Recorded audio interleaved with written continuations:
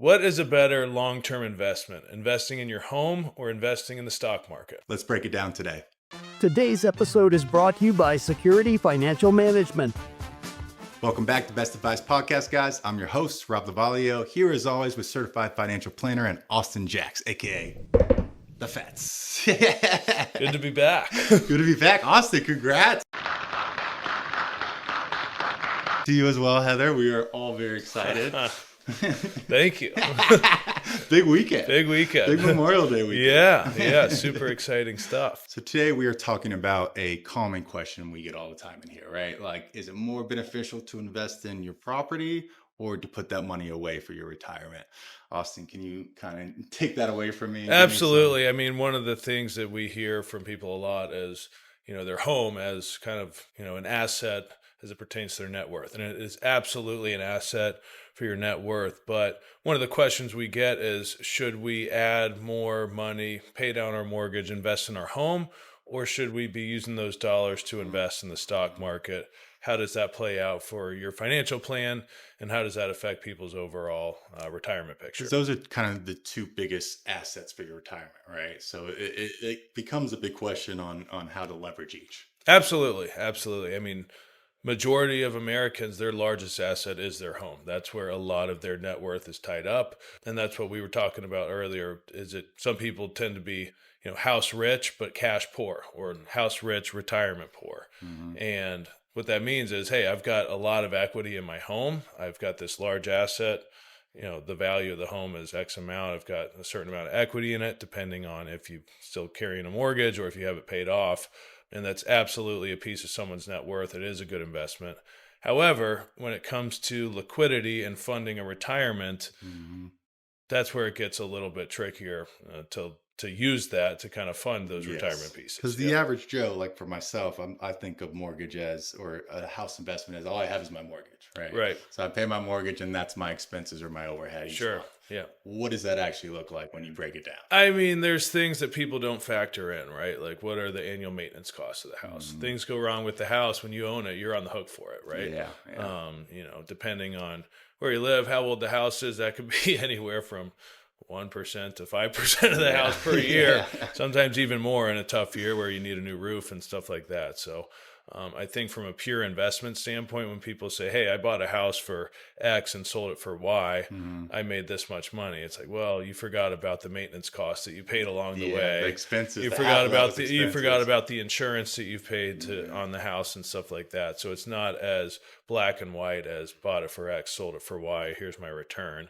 There were some expenses along the way. In your expert opinion, what do you see percentage-wise increasing more? Like, what would you say is? I think over the long term, if you looked historically at just residential real estate, the value increase versus, say, the S&P 500, I think you're going to see long-term growth in the S&P 500 outpaces just the value in residential real estate. I know we're talking just primary residence right now, but if you were doing rental properties and stuff, there's income that you can earn along the way. But just your primary residence, sure, it can grow. Mm-hmm. And depending on, what neighborhood you live in, the appreciation could be more or less than, average S&P 500. But average, I think S&P 500, 9 to 10%.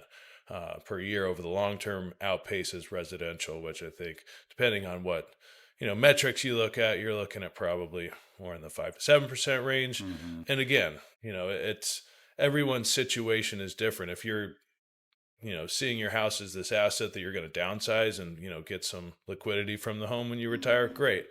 A lot of people don't really want to sell their house when they retire, though. So it's downgrading's never fun. Yeah, it's situationally dependent. So I think, if you're looking at it from a pure return standpoint over the long term, I think, stock market tends to outpace. But what people don't like about the stock market is volatility, right? You're not necessarily seeing the day-to-day fluctuation in value in your home. Yeah, seeing the exactly 1%, 2%. So there's a common theme in finance, right? Everything on paper is very different than when you play it live and dissect it. Absolutely. What would you just kind of generically, what do you say to clients that come up and ask you, should I be putting more money investing in their primary home or saving some to put aside to the market? Yeah, absolutely. I think it's a balance, right? It's important for people to invest in their homes, build equity, try to get the house paid off, because once that's paid off, it frees up your cash flow. But from a pure retirement standpoint, definitely don't neglect investing in your 401ks, Yeah. IRAs, after tax investment accounts, because ultimately that's what's going to fund your retirement. That's where, you're going to start drawing from your assets to continue to live the lifestyle that you want to live. At the same time, though, if you're able to pay off the mortgage, that Mhm. frees up the cash flow as well. So I think Mhm. it's a balance, right? A lot of times we get the question, should I pay off my house or should I add more to investments? We typically like to balance it. Mhm. Ideally, when people retire, we'd say, hey, as best you can, let's eliminate all debt service payments. So Beautiful. no mortgage, no car, put money away in the stock market to be able to fund that retirement. But again, I think it's situationally independent. Yeah. Yeah. People have different circumstances, so that's something that we can certainly help you kind of talk through Beautiful. it, guide you. Beautiful. If you want to talk to Austin or any of our certified financial planners here at Security Financial Management, we're going to leave a link in the description for you. And remember, folks, the secret to wealth is not what you earn, it's what you keep. Happy days, everybody. This podcast is for entertainment and educational purposes only and is not intended as personal financial advice. Before making any financial decision, please do your own